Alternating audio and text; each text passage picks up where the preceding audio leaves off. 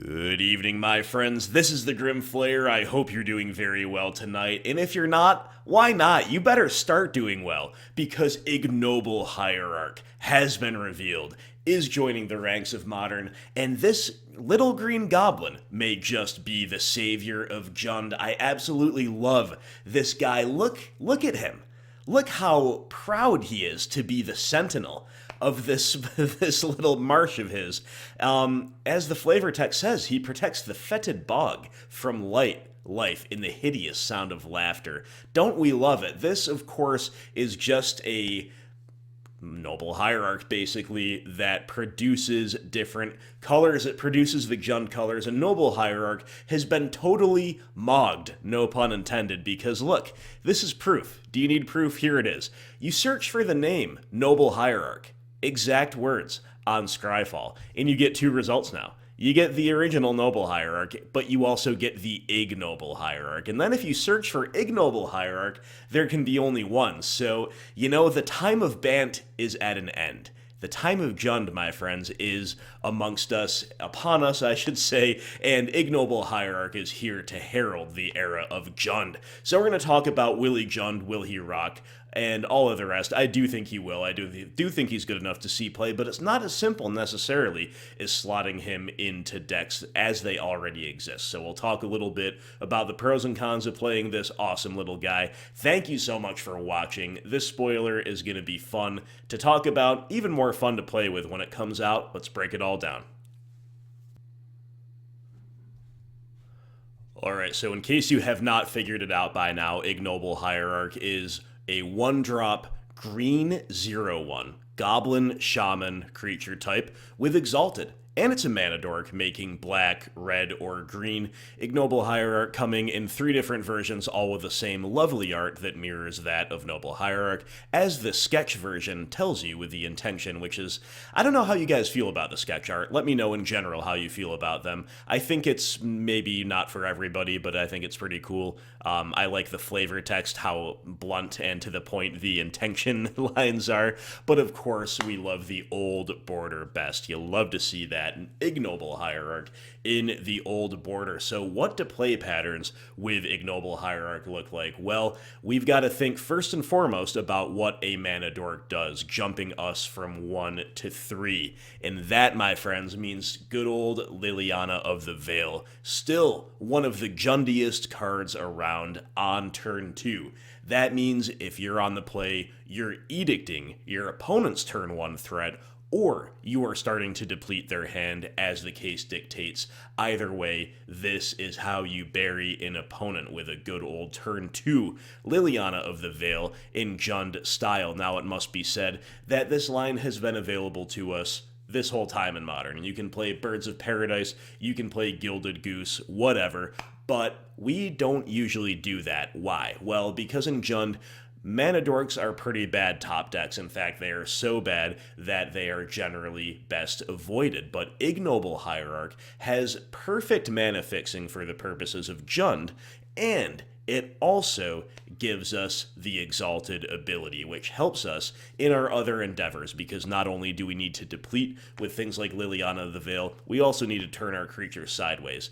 And Jund has a variety of different progressions. Sometimes you have one big beater, and Ignoble Hierarch can make that go even faster. Sometimes you go a little bit wider and a little bit smaller, and maybe Ignoble Hierarch, or 2 Ignoble Hierarchs even, can make one of those go-wide creatures into a go-tall creature. So the idea here is that we can take advantage of the extreme power of something like turn 2 Liliana of the Veil, and we can also then translate the Exalted into some late-game beat-down power, some closing power, some ability to even force trades in combat to help keep the board clear, stuff like that. But Liliana on turn 2 is definitely a double-edged sword, especially if you have to tick her up. That is why I think Seasoned Pyromancer is another card that benefits from the presence of Ignoble Hierarch, because it just means that number one, when we are on that turn 2 Liliana progression, we'll be depleting our own hand more quickly, and therefore benefit more from Seasoned Pyromancer filling it back up than we otherwise would. And number two, the Ignoble Hierarch's mana fixing, definitely not to be understated. Lily needs double black, Spyro needs double red. In general, even before we have the concept of accelerating these out ahead of curve, that can not always be a free roll, not always be achievable. For a Jund deck, you do miss the second color of red more often than black, but it can happen with black too. Every now and then, with Ignoble Hierarch, that will be more of a thing of the past, making Spyro and Liliana that much better, that much more reliable. And of course, Spyro is a great example of that go-wide progression, where maybe you're trading efficiently, and then you go wide, you still might be stuck behind a big blocker, right, on the opposing side of the table, but Spyro can become a 3-3, maybe a 4-4 with two Ignoble Hierarchs. It's definitely not bad. However, guys, we are not Ponza. We are not going to build our entire deck around skipping from 1 to 3 all of the time. If we were going to do so, I don't think that playing black is necessarily optimal. You get Liliana the Veil, that can be a mixed bag, as we said, and then I don't think you get enough else to reward you for playing heavy black, right? It's not just a splash when you need double black by turn 2. So, it's not just a Ponza deck, therefore we need to think about our progressions with Ignoble Hierarch when the traditional Jund cards are involved, and I think they still will be. So consider Inquisition of Kozilek. If we go turn 1 Ignoble Hierarch, that enables us to go turn 2 Inquisition, clearing the way for Tarmogoyf, right? Whether it be clearing a permission spell out or clearing something specific like a spell snare even that maybe couldn't hit the small stuff but could take care of Goyf. Maybe the opponent didn't want to use removal on a mana dork, maybe they're saving a push for a Tarmogoyf, you get the idea, right? So whether we are powering a very powerful Planeswalker out ahead of curve or enabling double spells as early as turn 2 with a 1-drop into a 2-drop, this Junds. As far as the early game goes, I think nobody would dispute that it Junds in very flexible and very interesting, unique ways. Now that's all well and good, right? Because whether you're powering these things out earlier, whether you're making Spyro or Goyf or a token or anything like that go tall, Ignoble Hierarch is helping. But then things get a little bit more nebulous when you consider the top end. I'm seeing a lot of people say the things that I just said, and they are also saying, and this is great because you can power out turn 3 Bloodbraid Elf. And don't get me wrong, that's true. That's a heck of a curve out, right? Even just going Dork into Liliana, into Bloodbraid Elf, that's amazing, right? By turn 3, that's pretty incredible stuff. But it must be said that Ignoble Hierarch actually makes your Bloodbraid Elf cascades a little bit worse. Now, it's never a totally dead cascade. You can use an expendable body, for example, in midrange mirrors to help beat edict effects. Of course, Exalted plays pretty well with Bloodbraid Elf herself, right?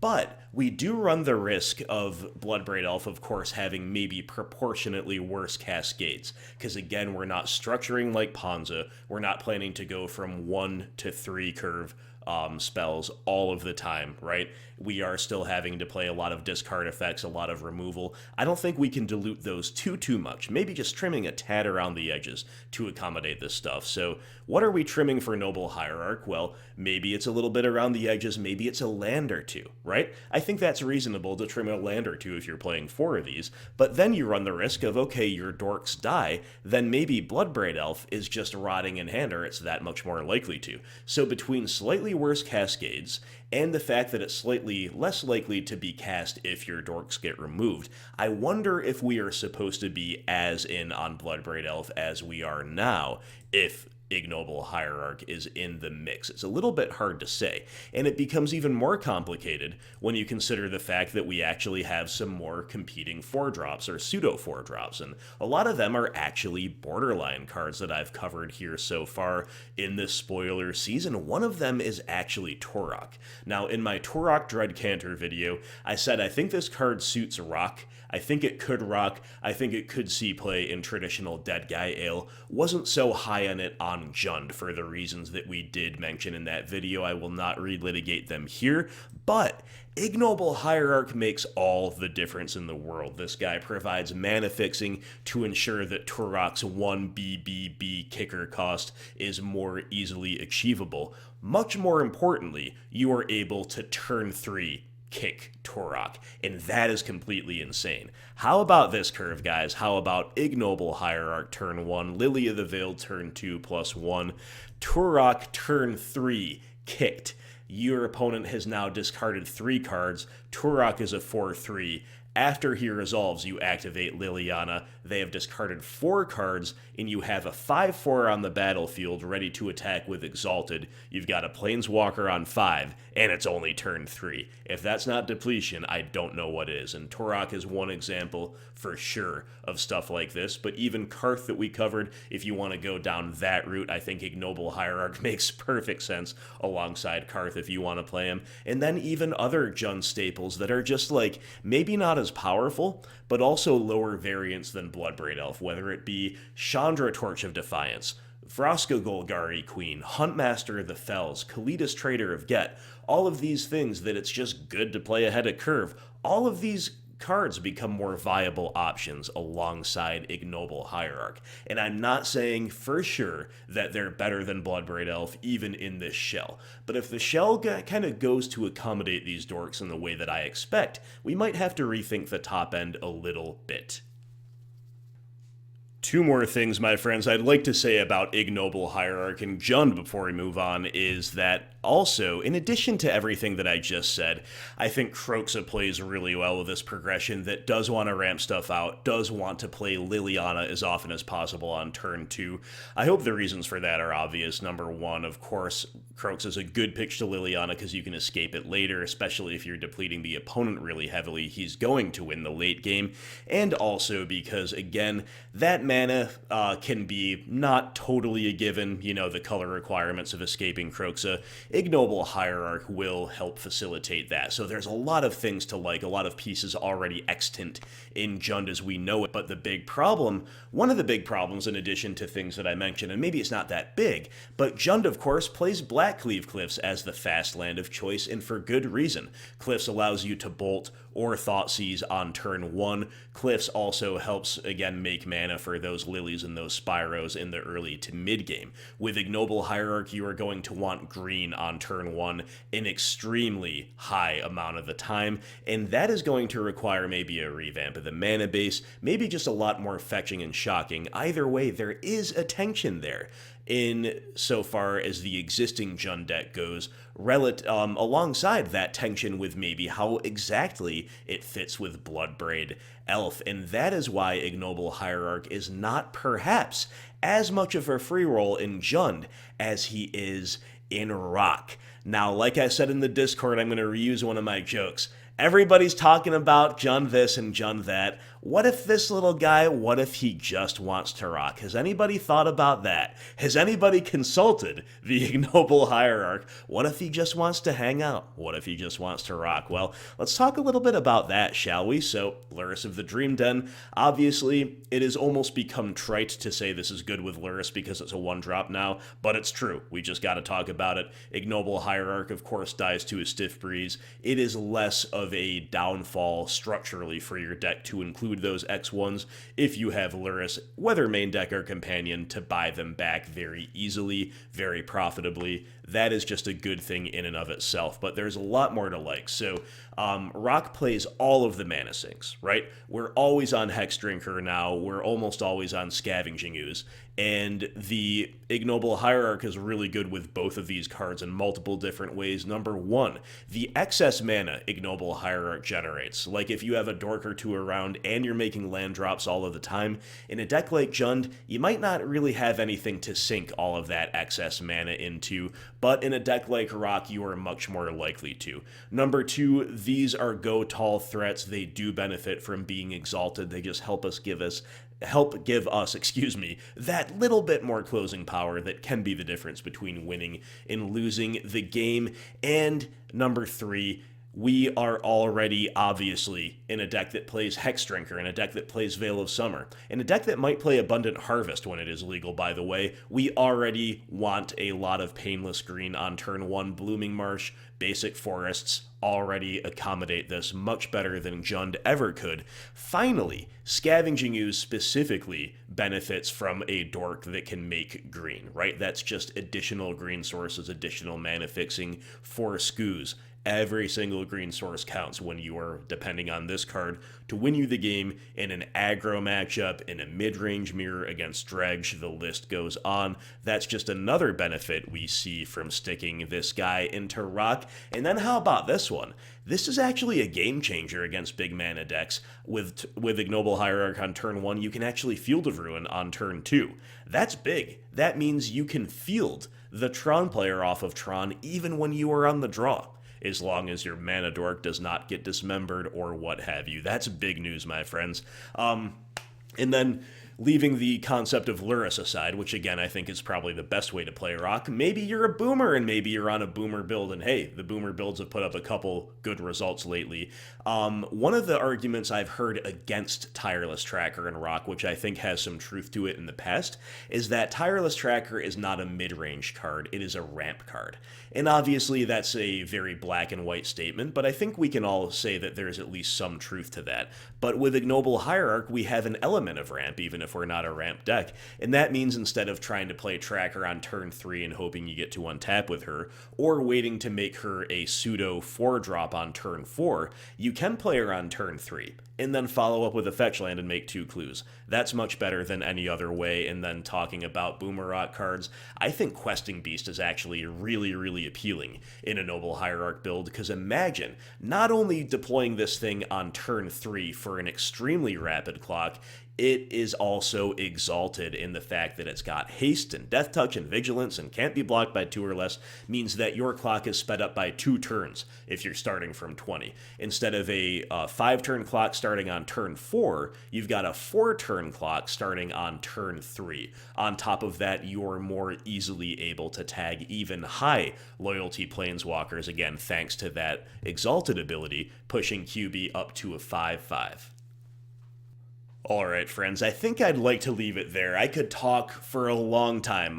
One example of something else I could really go down the rabbit hole about is Ignoble Hierarch making red allows Rock to run engineered explosives and make it for X equals 3, even though we wouldn't usually have access to that. You do get some upsides from, some stray upsides from that extra color production, so do not regard the red production as wasted in Rock. I do think this card arguably rocks more than it juns. I think it does both, though, and I think no matter which shell you want to try it in, you will be best served by kind of if you're open-minded and you're willing to reimagine the list, not radically, but each individual staple, piece by piece, say, what does this do alongside Ignoble Hierarch? Is it better?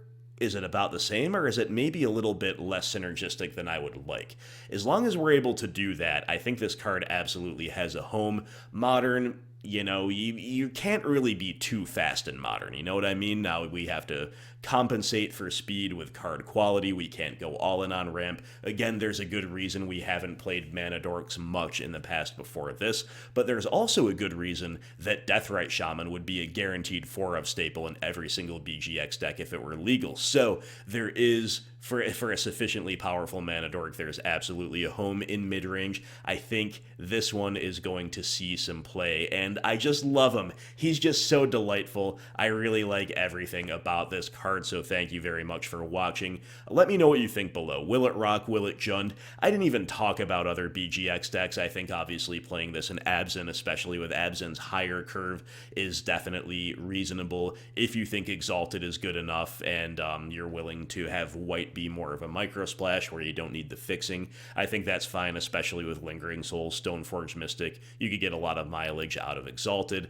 And in Sultai, maybe this is better than Noble Hierarch, maybe this is worse. Maybe you want both. It all depends on how your colors break down. So that's why I focused here on Jund and Rock. But as always, guys, you let me know what you think. Thank you so much for watching. I am going to dive right into another spoiler video as soon as I'm done with this one. So check that one out. Check out my previous ones. I'm really burning the late candle here to bring you spoilers in as timely a fashion as my work and family schedule allow in this very busy time for me. But I'm having so much fun. Thanks for being here with me for all of it, and I'll talk to you again very soon.